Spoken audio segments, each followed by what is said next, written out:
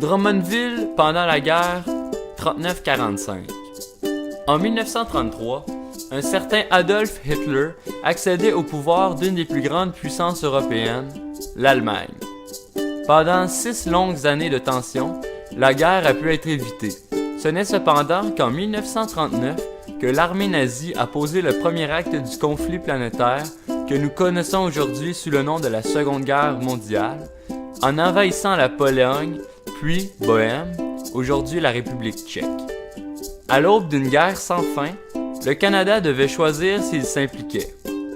Cet enjeu national a soulevé une vive polémique à l'échelle pan-canadienne, à savoir si le pays devait ou non intervenir dans le conflit. Pendant que la majorité de la population était contre cette idée, le gouvernement libéral a voté par une majorité de 95% en faveur de la guerre. C'était donc inévitable.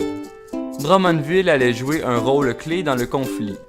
En tout, le bilan des soldats morts venant de la région drummondvilloise s'est élevé à 29. Premièrement, Drummondville a joué un rôle capital dans les communications avec l'Angleterre, puisque les installations de la Canadienne Marconi étaient les seules au Canada qui permettaient de la communication téléphonique directe avec la Grande-Bretagne. La menace d'une attaque hitlérienne a plané pendant les 6 années interminables de la guerre 39-45. C'est pour cette raison qu'une équipe militaire veillait en permanence sur la ville en cas de sabotage ou de raid aérien. Durant la guerre, les libertés ont été restreintes pour tous les citoyens canadiens. Ces importantes réformes avaient pour but d'enrayer le nazisme au pays tout en contrôlant les informations divulguées. Le gouvernement a interdit pendant 6 ans toute déclaration qui visait à nuire au gouvernement, à l'armée et à la défense nationale. La police pouvait dorénavant arrêter une personne innocente sans preuve, et ce, pour une période de 90 jours. Plusieurs Drummondvillois ont été arrêtés lors de la guerre, notamment par la divulgation de propagande nazie et par la tentative de sabotage des communications. De plus, Drummondville a joué un rôle très important dans la formation des pilotes anglais.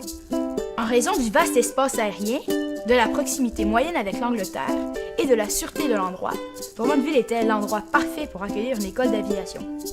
Annuellement, l'école d'aviation de la ville a contribué à la formation de pas moins de 500 pilotes, ce qui constituait 10% de la production totale annuelle de la Grande-Bretagne.